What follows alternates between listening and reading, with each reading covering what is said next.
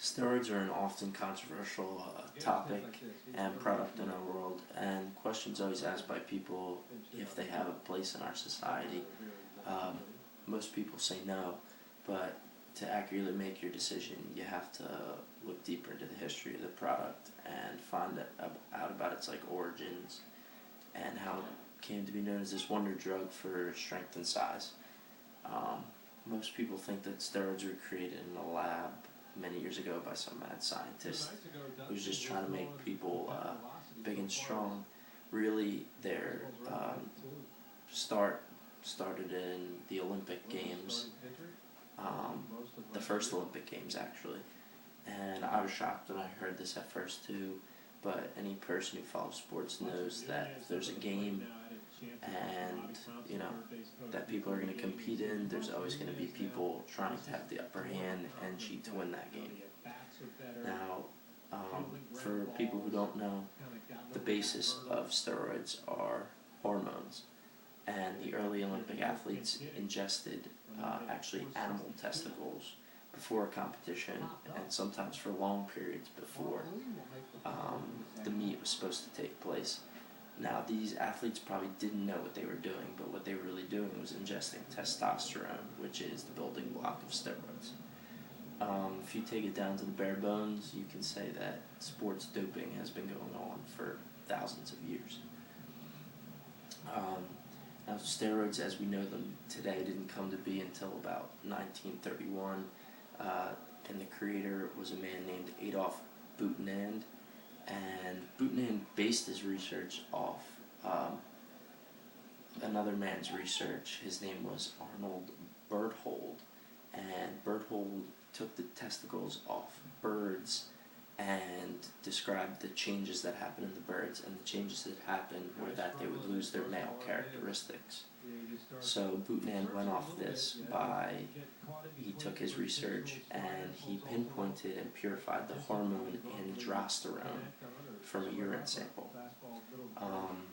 After Butenandt did this, a fellow German chemist named Leopold Rizika developed a means to synthesize this hormone and make it safe for humans to use. Shortly after that, in 1935, he made a compound which was the first synthetic testosterone that we know of today. And this discovery was seen as so groundbreaking that in 1939, Butenandt and Rizika won the Nobel Prize for Science. Soon after that, steroids found their way into sports, and U.S. Olympic lifters actually started using them and dosing testosterone and steroids as part of their regular routine, mostly because they wanted to close the gap between them and the Soviet Union lifters of the time. The evidence of how steroids helped allowed people to gain strength couldn't be ignored by anybody. A lot of physicians implemented their own studies in an effort to curb the use of the steroids because it was running rampant, but they really couldn't stop the growth. And through the 1960s, tons and tons of new steroids were being synthesized and developed. At this time, Germany was doing more research on steroids than any other country. And in the 1960s, they were at their peak of steroid research and development. And still to this day, they have the most accurate and detailed research about steroid development that we know of. Through the 1960s and the 1980s, the steroid expansion kept booming, and year after year you saw new and improved steroids hitting the shelves everywhere. People just kept figuring out ways to isolate and alter the hormones, and by this point, if you wanted a steroid, they were very easy to get. Steroids might seem like it's a wonder drug, but it comes with the harmful effects of weakening your joints. It lessens your natural production of testosterone, and it harms your liver and kidneys. It also causes roid rage, which in many cases you hear of professional wrestlers out of nowhere killing their families and their wives. It's happened a couple times actually. Because of this sort of bad side effects, the government started cracking down. In 1988,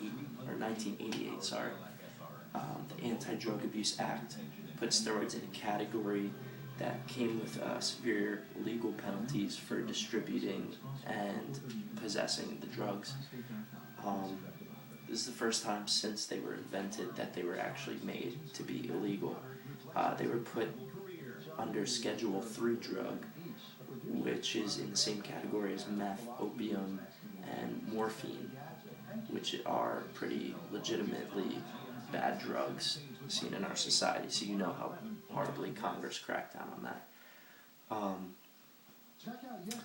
They thought the buying and selling of the purchasing of the product would decline, but the steroids continued to run rampant in our country. Especially in baseball, they were seen because there was no drug testing implemented. So baseball players were breaking records left and right, and nobody even thought twice about it. Congress started to crack down again and wanted to use baseball players as a public example of why not to take steroids. So they had hearings and trials with players who were known steroid abusers.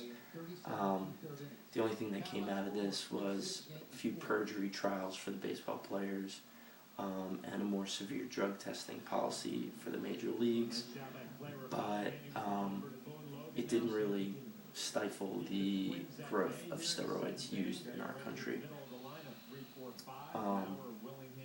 In our country today, steroids are still growing rapidly, and the legislation that Congress has passed to slow steroids has only made it more popular.